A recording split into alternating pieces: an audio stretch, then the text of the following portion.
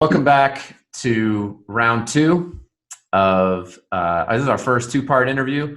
People of Packaging podcast. We've got Darrell, Jobe, and Ted Tate, and myself. And we'd only planned on one episode. And Darrell, your story was just it's so compelling. Ted really summed it up well on our pre-call, which was, you have a story about how packaging combined with desire and will and a good work ethic. It wasn't just packaging, but how packaging really changed your life. And I think it's gonna resonate with a lot of people. And so for episode two, we're gonna pivot from not just how did packaging change your life, but how you're kind of returning the favor and how what you're doing at Vericool is now changing packaging. So, kind of the, what's the word I'm looking for?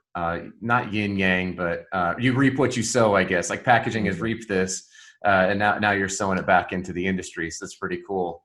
And Ted, as we get a little bit more, digging into to what they're doing at Vericool with Darrell, since you have the engineering background, I thought we could start off with some questions that you have about Vericool and the technology and how they're disrupting stuff. So go ahead. Okay. So, the main thing is what you have going on there, Darrell, at Vericool is very cool. I wanted to make sure that our listeners and viewers are clear on what's going on. So, yeah, definitely your personal story is intriguing, but I think what you're doing business-wise is also intriguing. So you talked about some of your history in getting into packaging. Can we start from where you transitioned from working in packaging to starting a company? Yeah. Wow, it takes me back. It seems like it's so long ago, but it was only 5 years ago, 4.5 years ago. So I had been working for a Northern California distributor, doing really well, and I was 35 at the time. And I'm like, wow, I got to figure out my retirement plan. I'm doing well financially, but it's still not enough. Let me look into the future, and if I continue growing at this pace, I can really be supportive to this company. And I looked at the ownership of the company and said, hey, it might make sense for me to buy a piece of the company and use some of the proceeds that I have now, because it's packaging. It's here now, but it might be gone the next day, depending on what the customer chooses, and utilize that to start working on my retirement. I was real close, and I'm still real close with one of the owner's son, and proposed to him, like, maybe I should take a portion of my my commissions and monthly start buying a portion of the company. So as they transition out, he's about 15 years older than I am, and his mother is about 20 years older than he is, and she was at the tail end of her retirement, stepping into retirement. It would make sense. And we were a woman-owned company, primarily woman-owned company at the time. And based upon the percentages, it would take away the minority status of the company. So he knew I was really focused on thermal packaging, and I had a knack for it. And he knew I had been working on some environmentally friendly products. So he's like, Darrell, it's not going to work here. Why don't you take some of that green stuff and, create your own? And I'll give you a portion of the warehouse. I'll give you like 100 square feet. And you could start assembling boxes and so on. And, I felt like a dagger just hit me in my heart. I'm like, oh, that just hurt, because I was looking at, if I take ownership of this company, when I own it completely, I can turn it into a nonprofit and focus on hiring felons and those, and just really targeting specific accounts. And who wouldn't want to be a part of that, and to be able to support a company that's just, it's not about me. It's about giving back to the community and really trying to help those in need. And it's a true nonprofit. You don't really see too many nonprofits in packaging. Everybody's there for the revenue stream. And when he came back, it hurt. I took a couple of weeks, thought about it, and I came back to him and said, hey, I'm going to take you up on that offer, but I'm going to build a global company. And he started laughing. He's like, oh, here we go, Darrell, going cuckoo again. Mr. Salesman thinking all this crazy stuff. And I really thought about it, and I was like, it's the perfect time. I looked at EPS, looked at styrofoam, I looked at plastic petroleum-based products. Bans were being established everywhere. And I'm like, man, I got a great solution. It's cost effective. I can make this thing go, especially in the medical space. I never had worked food packaging. To me, food packaging is high volume, low margin. You're going to kill yourself trying to do it.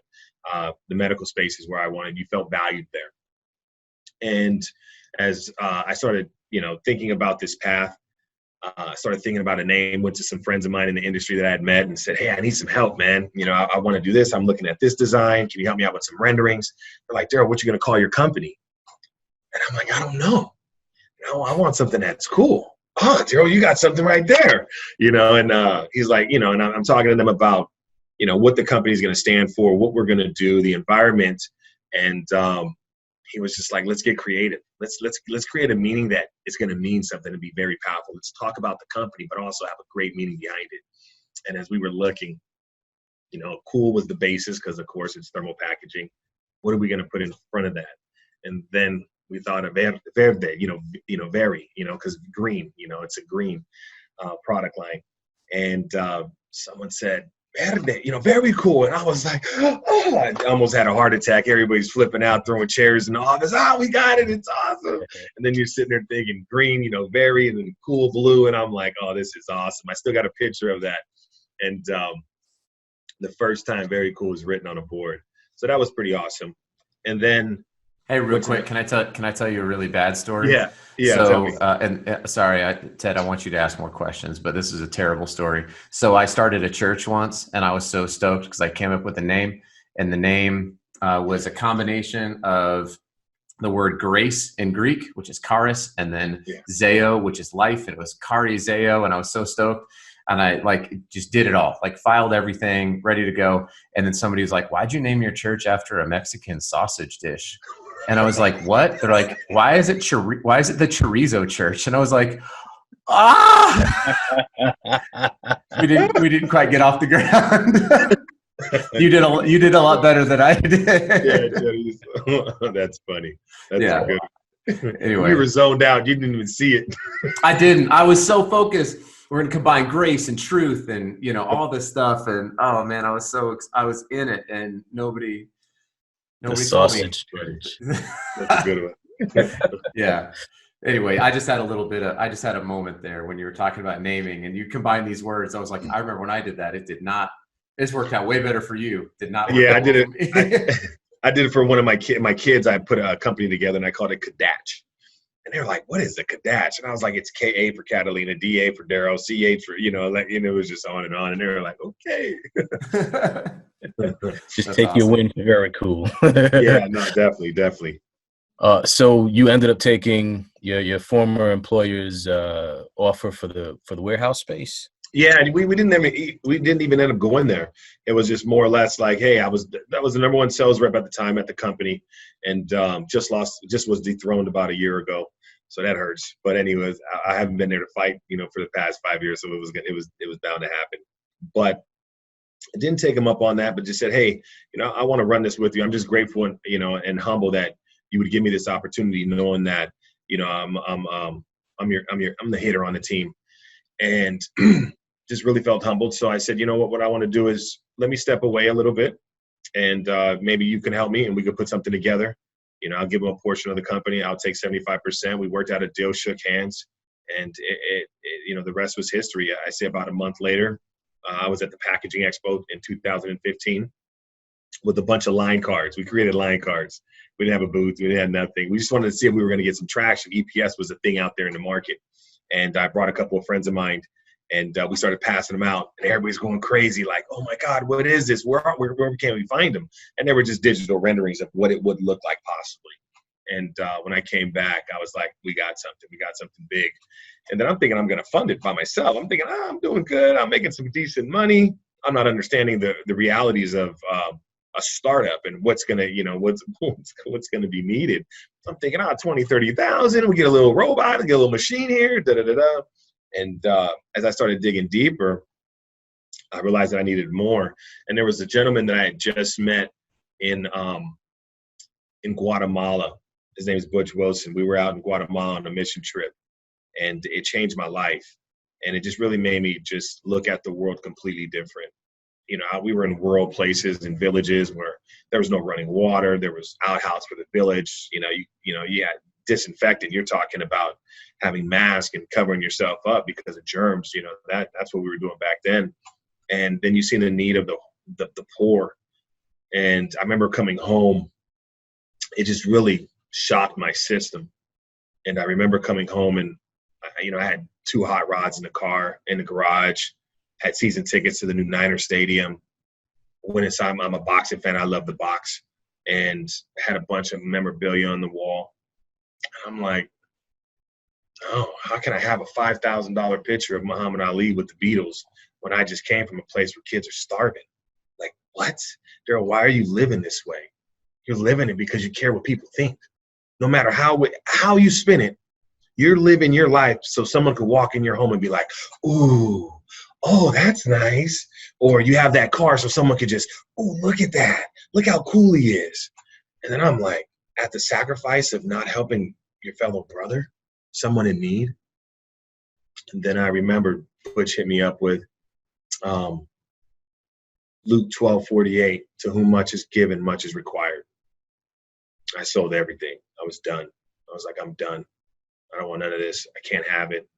Just doesn't make any sense. It's not going to bring me the thrill. I'm chasing up and whoring up these materialistic things for what? But is that provided the finances you need? Yeah. So, well, what happened was when I, in doing so, Butch came back and he says, hey, I want to give you $500,000. And I'm like, what? For what? And he's like, this company you're talking about. I'm like, no. That's my company. I said, I'm not giving this to no one. And he's like, well, Darrell, how are you going to fund it? I was like, I'm going to do so. And he was just like, well, just take up the offer. I'll give you 10%. I mean, just give me 20% for $500,000. I'm like, no, this is going to be a $100 million, $200, $300 million company. And he's like, all you got is a brochure. How does that correlate? What's going on here? I came back to him and I said, hey, I'll do it for 10%. And, he ended up agreeing to it, but we made a pact. Whatever I make on my side and whatever he makes on his side goes back to our mission organization, 50% flat. And I was like, okay, if you do that, I'll do it for 10%. So that was the first investment. Then another friend of mine who had a group with on Saturdays out of ministry group, Father Ministry, he had always heard me talking about packaging. And he's like, hey, I got 200,000. I'm like, no, stop. Everybody stop giving me your money. I don't want your money. And about 6 months later, I was like, hey, we need more money. Like, this machine just costs us 150,000. I got to pay this guy. I didn't pay myself for the first year and a half. So I don't think I paid myself until we had the first sophisticated investor come on board. And I was like, hey, we raised enough. I can start taking something. I had been living off my residuals. And, we just started the process, and moving forward. Okay. So the company started based on a new technology, or you started it using traditional materials? Like, traditional materials, definitely traditional materials. The unique advantage that I had, other than EPS manufacturers and cold chain thermal manufacturers working with polyurethane, I was a distributor rep. So I've seen everything from kingdom come in packaging. You're talking pulp, I've seen starch, I've seen papers, I've seen liners, I've seen compostable films, I've seen it all. So when I actually started taking a step back and looking at thermal packaging, my brain is just creating, like I'm just getting, my juices are flowing. My juices started flowing as I talked to you guys before. I was relying on other engineers to develop my packaging, and they were making mistakes. So my creative juices started telling myself, like, hey, you could do this on your own. I trusted myself more, even though I didn't have the educational background. I wasn't able to pull up a CADWorks or SolidWorks and so on and create my own designs. But when I started looking at packaging for thermal properties, I looked at all solutions, not what was just there. Not grandfather product lines or material bases. And that's what sort of set me apart from everyone else. I think the only thing that was in the market at that time was insulation fiber, that was being used for actual insulation, like the denims. They came out because of the meal kits, and I wasn't privileged to know much about the food industry, so I didn't know about that material. And there was some starch material that was in the market, but it wasn't being used for insulation. It was more for cushioning and blocking and bracing and so on. So yeah, I just started infusing as much as I knew to see what I can be creative with. Okay. And not to get into proprietary information, but what did you come up with? Are you able to speak about that? Yeah. So the first product that we came out with was a gentleman. I don't want to claim it because he ended up putting a patent on it. Good friend of mine, real close friend. He's an old timer. He's about 75, 76 years old, out of Southern California, HD Carey. His name is Gary Lance, and he was working on environmentally friendly solutions with starch peanuts.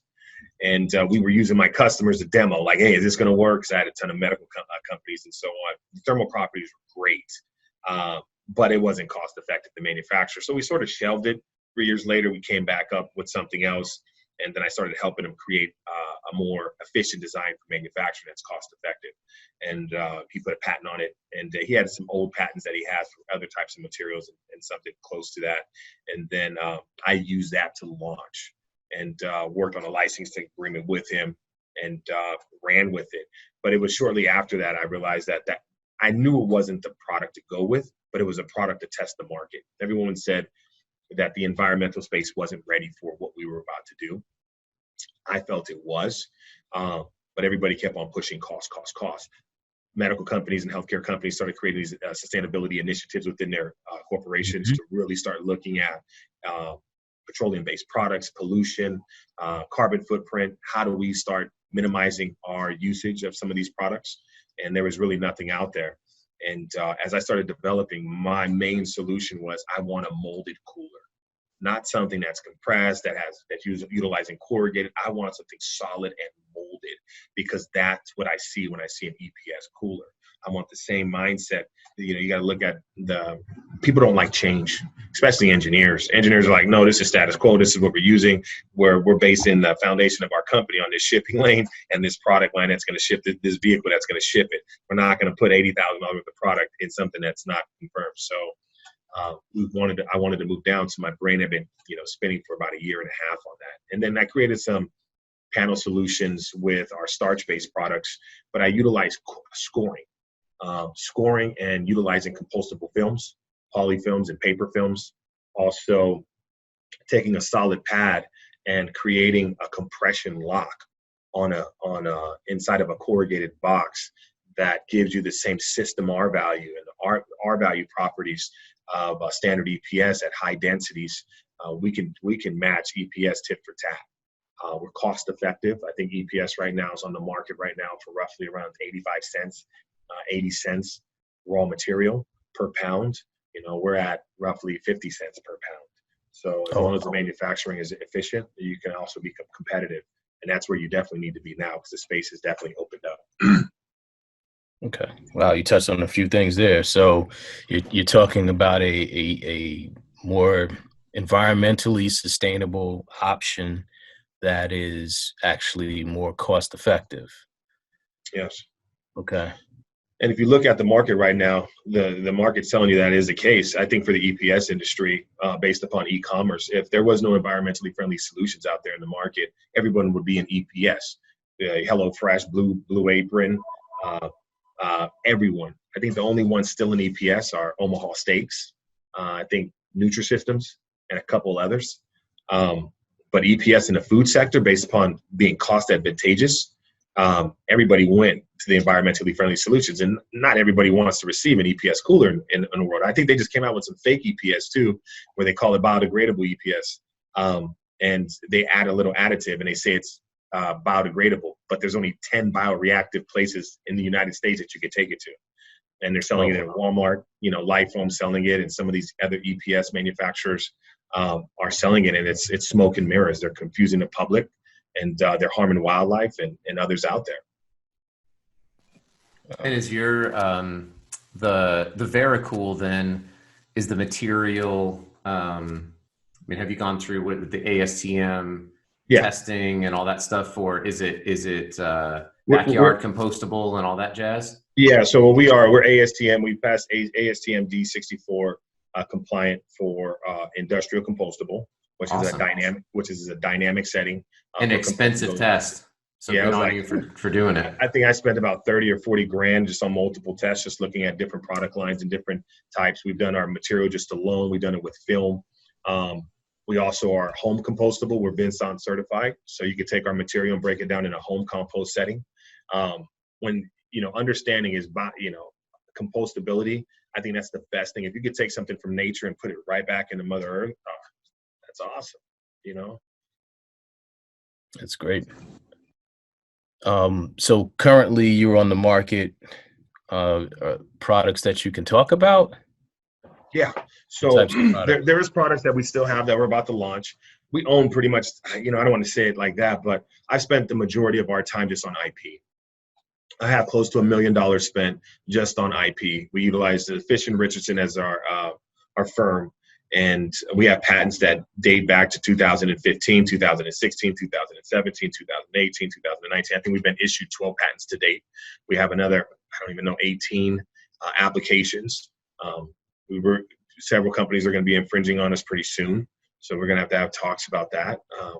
We created this. We were the first company to come out with a compressed starch peanut as insulation inside of a double-walled box, and we utilize that stratification compression to do so. And then we also have patents on starch in panels, in any type of panel form, in paper, poly. So there's other stuff that's out on the market that's going to be. But I'm more focused on now just really trying to target EPS, because EPS is what's detrimental. I want to see the other green companies thrive and do well, because the more that they're doing well, the better it is for our environment. And just really showing the world that you can create some really cool stuff. We also have our molded coolers. Our retail coolers just hit the stores this year, and I designed them back in 2017. Developed it in Hawaii, and we're in Safeway. We're heading into Albertsons, but we're in Save Mart, Lucky's, 7-Eleven, Bevmo, and Whole Foods on the East Coast. Looks like we might be going into Circle K and so on. And then we have a whole array of other customers for 2021 that we're about to really explode and hit the market. Oh, that's great. And the giving back portion of your company, you employ people, giving them a second chance as well. Yes. So giving back, that's just, I don't even call it giving back. We're just doing what every human should be doing. Right. Just sit there and look at someone that has a blemish on their record, or might have done drugs in their past, or might have spent some time in jail. You know how many people have been incarcerated in this world? It's like to shun them because they made a mistake. No one's perfect, Cast the first stone, who's blameless, and I don't think that's any one of us can do so. I spent time incarcerated, early on in my life, and to sit there and think I would be judged and my children would be penalized for that, their future, it's a residual, circle that's just going to be continuous if we don't give people the opportunity. You're affecting families. You're stunting children's growth to go out there and be able to become whatever they want to become, and opportunities. So, I'm about inspiring. I want to lift up that person that doesn't have a voice, that doesn't know how to do so, and say, no, watch this. Follow me. I'll show you how we're going to get this done. We're going to get this thing done together. Because they might not have the tools. I feel like I have lived the life. I've seen it. I've been through it. So now I got to be like, hey, this is, I found the secret hole. I know how to get there. Like, let's do it. And I also believe that you got to be strong too and be defiant. When I was doing, second chances, it's not something that I ever talked about. We were raising money at the time. We had a PR firm, and I never talked about my past, never talked about what we were doing. And one day they just started asking my history, and I explained to them who I was, what I went through, and they're just like floored. They were shocked. They weren't expecting that type of story. They're thinking I'm just a packaging guy that probably came from Duke or whatever the heck it was. And, I'm here to, design packaging. And when they heard it, they said, you need to tell it. I said, absolutely not. I would never. The people are not going to buy boxes from me. I need to sell packaging. And luckily, the dynamics of the industry and the dynamics of the market and people, willingness to care, it superseded anything that was negative. I think I've only heard one negative comment doing what we do.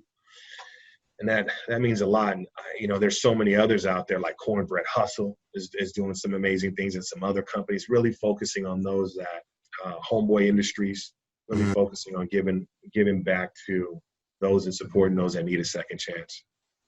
Yeah, that's awesome. So did you start by just removing that question from the application? I just never asked it. Right. Never asked it. You know, I got a brother that just got home. He's 40 years old. He's my age. He got locked up at the age of 17 on a murder case in Oakland, and we're his first job. Man, it makes me cry even when I think about him. At 40. Yeah, and Wow. he's spent 23 years of his life. You got to remember, I come from that environment. You know, Richmond and Oakland are about 10 miles difference, 10 to 15 mile difference. And we were out there banging and living our lives at the same time, just, lost. You know, the streets take you, and they tell you right is wrong and wrong is right. And you run down this path and you have no one guiding you at all. When I spoke to the gentleman, I asked him, what level were you at? What state pen? I know a ton of people out through the prison system, family members, cousin. My brother-in-law has been locked up since 1996. He's still locked up. Wow. So, I asked him where was he at, what level was he at. He says, I was level 1. And I was like, wow, level 1 murder? Wow, you were acing the hole in there. You were a standout prisoner. He's like, yeah, man, I wanted to get out. I was doing good. And to understand the dynamics of our prison system in California. California it's a brutal world in the penitentiary system. So to see that he excelled, I'm like, man, I want you. You're coming, no questions. You're hired. Start on Monday. And he came on, and he's been with us for about a year, and now he's already a thermal technician. So he came on just as someone on the floor. And that's how we start someone off, to see someone's work ethic, see how you're bagging, see if you care, if you're assertive, if you have pride in what you're doing, if you're always trying to work. And those guys you pick. No, I'm gonna teach you. I'm gonna teach you how to be a thermal engineer. What I don't want to do is take someone and just leave someone. And now you just want a job. No, my job is to get you $30 an hour. My job is to get you $40 an hour. You start off at $15.50 here, and now 20. I got people that start here at $15.50. Now they're making 26. That's my job. I think about their kids. I think about their families and their wives when they come home. And yeah, man, that's something special. I mean, that's a beyond packaging discussion, but I think, like I said, that part of it is as awesome as your backstory. Right. Now, I'm trying to think of how to phrase the question now. Vericool makes coolers, insulation for the medical industry. You're getting into the food industry. Where do you see the future of environmentally friendly EPS replacement? It's done. It's a wrap. We already made it over the hill. It's happening. Even with my competitors, I hate competing with them because, there's competition. But at the same time, as long as we're tearing apart EPS, getting that out of here. I've been to Dominican Republic. I've been to Cartagena. I've been to beaches across this world. To sit there and walk on the beach and see plastic, and to see polystyrene and plastic and EPS everywhere, styrofoam just everywhere. You're like, animals are eating this stuff. Birds are eating this stuff. I seen a bird just sitting there chirping. Me and my son and I were in Dominican Republic, and I was showing him all the styrofoam. He's like, Daddy, that's why you do what you do. People don't understand the devastation impact that stuff is having. When you look at turtles ingesting this stuff, whales, we're working on a new website. You're going to see a lot of powerful new stuff coming that should be really exposed, but it's happened. 3 years ago, I went to the EPS world, said, hey guys, want to talk to you. Got a great solution here. Maybe we want to sit down and talk. Maybe we can work on some collective partnerships, start swapping out some of your materials for what we're doing, keep the same, personnel and so on. They shunned me, said it's not true. They sent me a letter from the EPS Alliance, which is a corporate, and said, you need to cease and desist, copied the Federal Trade Commission, and said, you're lying. EPS is good, da-da-da-da. And I'm like, oh, you guys think I'm going to get scared? I'm from Richmond, California. What is this piece of paper going to do to me? Threw it out the window, hit him with our attorney. Said, you sent another letter. we're going to publicize it, and we're going to put it out there for everybody to read, and we're going to send them letters. We're going to showcase the letters that you sent us, and we're going to show them what you're really doing, and we're going to put it all through the media. So don't threaten us. We're doing something for the environment, and that's what we're going to do. And then just to know that this year I had 5 of the largest EPS manufacturers at Vericool. You know, it's telling you that there's something that's going on. Everybody understand it. The market's turned. The EPS world's turned. We got some great competitors that's pushing on their head too. That's really pushing the food industry. They're not in the food industry anymore. You know, and if you are using EPS in the food industry, it's over. I say 90% of all, 80% of our customers are food customers. And now the EPS industry in the the EPS industry in the medical healthcare industry is getting pushed out. We've been through more RFQs and we've been awarded more business in this year alone. The EPS manufacturers know that it's over, but they're holding on because now you have this epidemic that just happened. You have more packaging that's being sought out, and now you have fake EPS that they're saying is biodegradable, which is not. We have a whole study going on right now that's about to expose the truth of fake EPS. It's EPS. We have a material analysis. We're going through biodegradation testing. That's all going to be exposed to the media and show the truth. We have attorneys looking at it. We need to really fight this fight. But corporate America, and not only corporate America, but corporations are holding on to that dollar. And what we want to do is switch out those corporate manufacturing plants with Vericools and other competitors, and also with the workforce. Keep the workforce there. You're just making environmentally friendly solutions. That's not causing havoc in our environment. Yeah, I think. Oh, I was gonna say it's so cool because maybe you're going here, Ted, as well. But like, it's so cool because when you talk about environment, obviously you're talking about the air and the environment that we breathe, but you're also disrupting the environment. Like the packaging environment is being disrupted with, telling your story about your guy who just got his first job at 40. It's disruptive in our industry.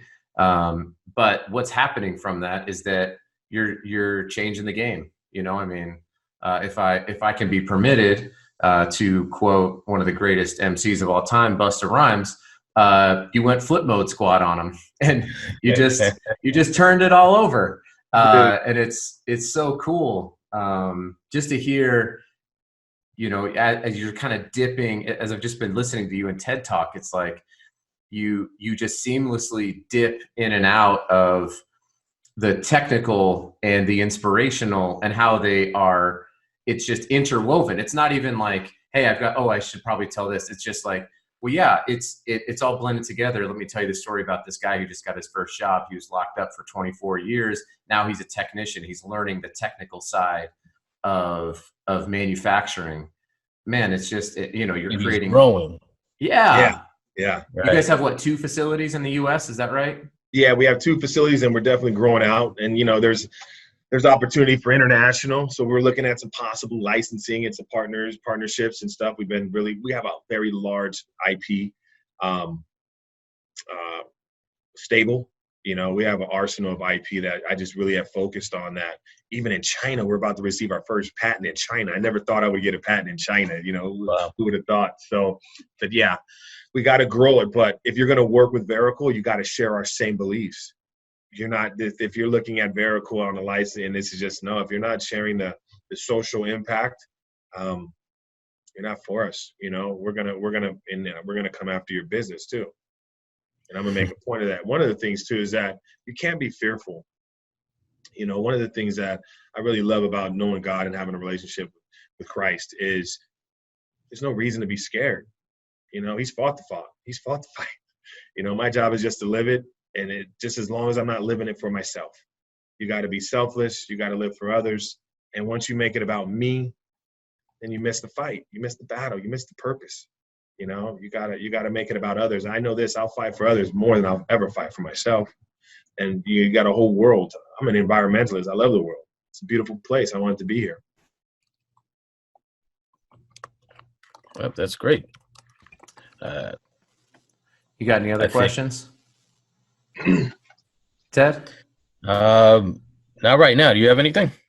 Man, well, what I was going to tell you, Darrell, as we're getting to the end is, it's been incredible. Just spending some time. I'm hopeful that like I'm hopeful with everyone who's been a guest on our podcast, and that's been my favorite part about the whole thing is not putting out a podcast is cool, but just the network of people, the quality of people has been incredible. And I'm certainly stoked to add you to that. I was so you've really unearthed the minister side of me, and I just wanted to let you know, like, there's in Acts chapter 5, like when you're talking about freedom or not being fearful, the early apostles are just getting beat down and beat down, and it says that they stand in the temple and they preach about this life, and you are about this life.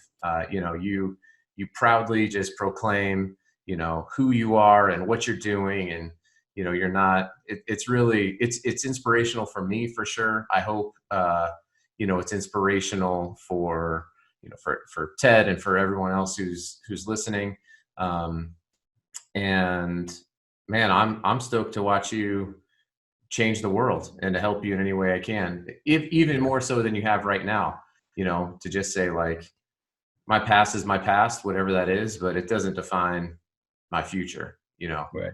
It's been cool. Normally we ask a question like, if you could change something in the packaging industry, what would it be? But you have definitively answered that with your actions, not just with your words.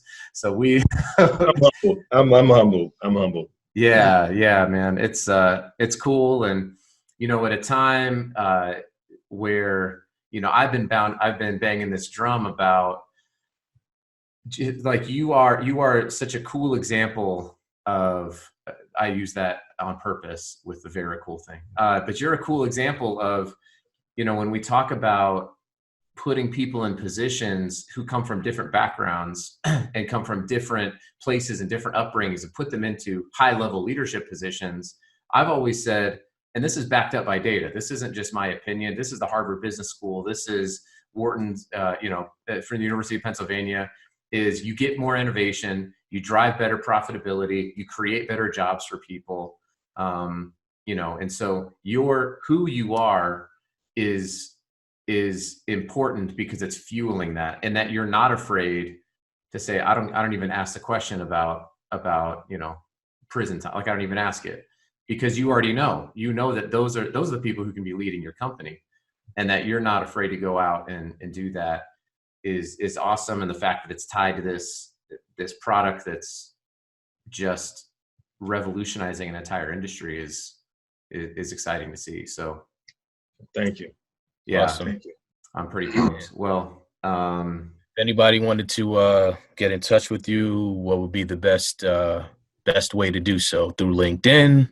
Yeah, hit me up on LinkedIn, Darrell Jobe. Hit me up through LinkedIn, or send an email to the info line on Vericool. I still monitor it. I haven't given it up. They're like, Darrell, why do you get 20 emails a day? Why are you still looking through? I'm like, I don't know. I might know someone.